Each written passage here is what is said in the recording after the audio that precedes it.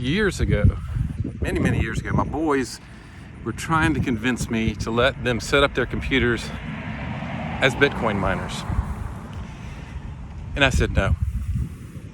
Like, I didn't understand what Bitcoin was. They did. They're like, this is really cool. They tried to explain it, and honestly, like, everything they said was right. Like, I know that now. Didn't realize it then. But there are things I didn't understand about it, and the idea of having the computers connected to the internet and just kind of running all the time. It's like, nah, we're just not going to do that. You know, that was a fairly significant financial mistake on my end. There's no telling, you know, what that could have done for us had they been Bitcoin mining back at the very beginning and continued on, because like they knew all kinds of stuff about computers and how to do that stuff. The reason I bring that up is that for a lot of parents, the whole issue around computers and gaming and stuff like that is a source of a lot of conflict in their home. So I just want to share a couple of things real quickly that I learned, aside from Bitcoin, that I think were important and would be good for you to think about as well. Number one is, you know, being online and gaming and those kind of things is now just a reality for our kids, right? The future is going to be a hybrid thing of in real life and online. And so a lot of the skills that they're learning when they're online doing stuff like that, gaming, are real skills that they can apply to life as well. Now, it wasn't quite as obvious to me then that that's how things were going to be, but I did take time and got to know what my boys were doing online, what kind of games they were playing, and those type of things. And I realized that they were learning skills. As I watched them interact, they were learning communication skills, team building skills, leadership skills.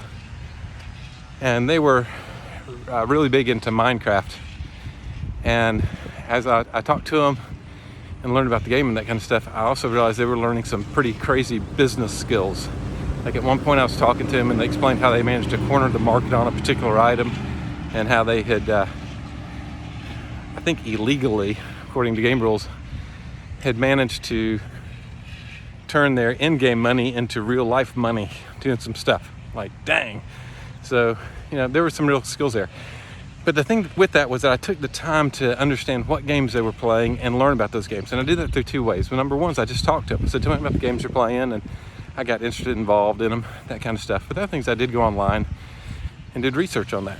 Went to some parents' forums and those kind of things. And as a Christian parent, you know, I had particular concerns related to other issues on particular games they were playing. So, you know, based on things I learned, yeah, that helped me make decisions. And there were clearly some games they started playing that over time we just said, you know, that's not going to be an option for y'all. So we put those on the not going to happen list. Now, I'm also not foolish enough to believe that they didn't ever go play those games at other people's homes, because we know there's other parents that were okay with it and they were able to do that. But as far as what they were locked into for extended periods on our home, on our computers that we would pay for, you know, those games they just weren't allowed. So we had those standards and they understood that. But one of the main reasons I got to know those games and get involved in all that was that I realized that my boys were entering into a world and into a time of life that was kind of moving away from me. They become themselves.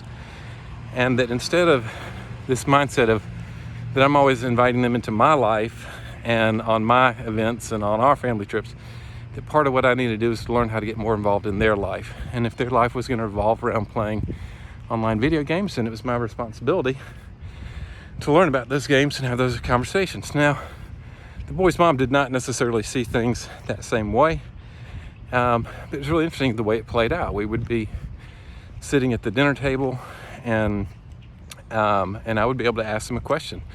You know, like, how did this go? Did you manage to pull off this? Did you kill I can't even remember the names of things, but did you kill the whatever in this particular thing? You know, and they would kind of light up and engage the conversation. Where, you know, for a lot of parents, the challenge is that they get in those situations, and instead of having a conversation, what they're running into, hey buddy, what they're running into is just kind of these blank stares, and that nobody wants to interact with them right around the table. We didn't have that because I could jump in and have those conversations. And I think the boys appreciated that. But speaking of dinner, that's one of the other big conflicts that comes up, right? Is like, it's time to quit gaming and time to come do things with the family. And I made some pretty big mistakes there, but I kind of like finally learned a way that made sense. And, you know, we would have this thing to where we would say, hey, it's time to come turn off the game. And they'd get mad. So there'd be this big argument about ending the game. And then I would go down there and just like unplug the computer or something like that. And that was like really not a good way to do it. And so finally I realized that there was a respect issue that I wasn't showing them. And oddly, it was a respect issue that I had wanted them to show me for years and years and years leading up to that. You know, how many times do our kids come up to us and say, you know, hey daddy, hey mom, can you help me do this? Can we do this? And you're like, not right now. Like I'm in the middle of something, but when I get done, we can do that. So we say not right now all the time. But then as soon as our kids say that to us, you know, we flip out, right? Well, so that they learned the not right now from us and what we established, because they learn how life works from us. What we established was there's times that when somebody's involved in something that you respect what they're involved in, and you kind of give them a time frame, right? That this is that. So that was what we shifted things to was, you know, we'd say, hey, dinner's gonna be ready in about 30 minutes. You just need to know that when you get to a stopping point, you know, that kind of thing. And then maybe check back in with me again. Hey, you know, you got about 10 minutes, you need to find a stopping point. And they do that. And so it's just showing kind of respect for them and what they're doing. Even if you don't understand it, you don't like the game, you think the game's stupid, doesn't matter. It's a respect thing for them. So those were a couple of things that were really kind of key that we learned about dealing with gaming and our boys and all that. And it really, you know, it helped. It really did help. So if you've got gamers in your house, hopefully these are things that'll be good for you to think about as well. I just want to also say, you know, yesterday we kind of rolled out our upcoming workshop, Parenting with Confidence. It's a free thing. It's gonna be an hour a day. It's gonna be July 20, 21, 22, 11 a.m. Central. It's online.